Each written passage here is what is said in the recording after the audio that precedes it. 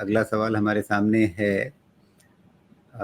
Map My India को लेकर के। अनुराधा शुक्ला जी गोंडा से पूछ रही हैं कि मैप माई इंडिया का शेयर भविष्य में किस तरह की वृद्धि दे सकेगा।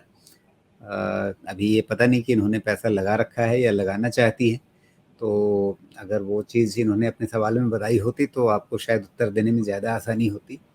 लेकिन अगर उन्होंने पैसा लगा रखा है तो अगर लगाना चाहती हैं तो दोनों लिहाज से आप बताइए क्या नज़रिया है आपका? देखिए, अगर आप मुझे पूछेंगे Map My India as a business concept बहुत अच्छा है, कोई डाउट नहीं। Map My India as a business to buy expensive valuation, ये बस इशू है और इसके कारण अभी इसको टच करना मेरे हिसाब से, चूंकि मैं इन्वेस्टमेंट ओरिएंटेड देखता हूँ तो वो मुझे सही नहीं लगता है। लेकिन अब मैप माई इंडिया का जो सिचुएशन है वो यही कह सकता हूँ कि फिलहाल देख के रेंज बाउंड लगता है और वो रेंज इसका बिल्कुल क्लियर है, 1300 है और ऊपर में 1450 है। बस ये 150 पॉइंट का रेंज है, इधर साइड ब्रेकआउट ब्रेकडाउन थोड़ा मूवमेंट होगा। लेकिन इसका वैल्यूएशन जितना एक्सपेंसिव है उसके अगेंस्ट अगर रिजल्ट नहीं आता है, अभी तो मुझे नहीं लगता कि इसका रिजल्ट इस क्वार्टर का आया है, नहीं आता है, तो अपसाइड कैप रहेगा आपका। और डाउन साइड अगर रिजल्ट में डिसअपॉइंटमेंट होती है तो अब ये क्वार्टर में पिटाई भी होगी। तो 1300 के नीचे अगर क्लोज हुआ तो इसमें फ्रेश लो बनने के चांसेस ज़्यादा रहेंगे और 1450 के ऊपर क्लोज होना शुरू हुआ तो शायद बाजार इसको रिवार्ड करेगा। मैं फिर से रिपीट करता हूँ, बिजनेस वाइज बहुत कोई दिक्कत नहीं है, वैल्यूएशन वाइज मुझे कंफर्ट नहीं। जी, यहाँ पर एक ट्रेंड लाइन मैंने खींचने की कोशिश की है और साथ में ऊपर की ओर से भी एक ट्रेंड लाइन बनती है, तो ये क्या कोई पैटर्न बनता है? ज़रा देखें एक सेकंड।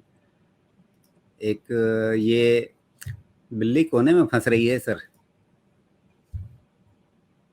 तो ये तो छलांग मारेगी फिर।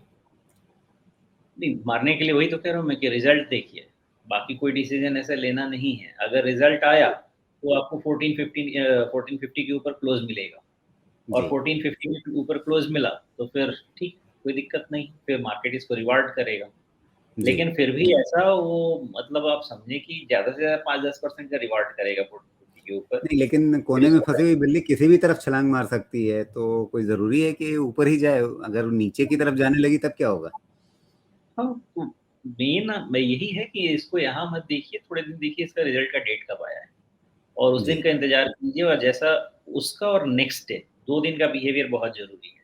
बिकॉज़ जो रिजल्ट डे का बिहेवियर होता है, वो दिल का बिहेवियर होता है और उसके दूसरे दिन का जो बिहेवियर होता है, वो दिमाग का बिहेवियर होता है। तो उसके दूसरे दिन वाला जो बिहेवियर है, वो ज़्यादा इम्पोर्टेंट रहेगा। जी, बिल्कुल। तो यहाँ पे नतीजों पे आगे नज़र रखने की ज़रूरत होगी और उसके हिसाब से फिर तय करना पड़ेगा कि आगे इसमें करना क्या है। पहला रिएक्शन छोड़ दीजिए, इमीडिएट रिएक्शन।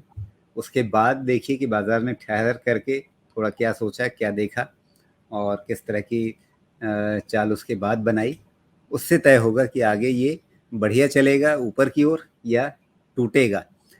दोनों तरह की गुंजाइश यहाँ पर अभी बनती हुई दिख सकती है, जो चार्ट अभी दिख रहा है, क्योंकि एक तरह से काफ़ी नैरो रेंज हो गया है। पहले जिस तरह की मूव आ रही थी उसके मुकाबले इस समय काफ़ी नैरो रेंज के अंदर ये फंसता हुआ दिख रहा है, जिसको मैं अपनी मजाकिया लहजे में कहता हूँ कोने में फंसी हुई बिल्ली।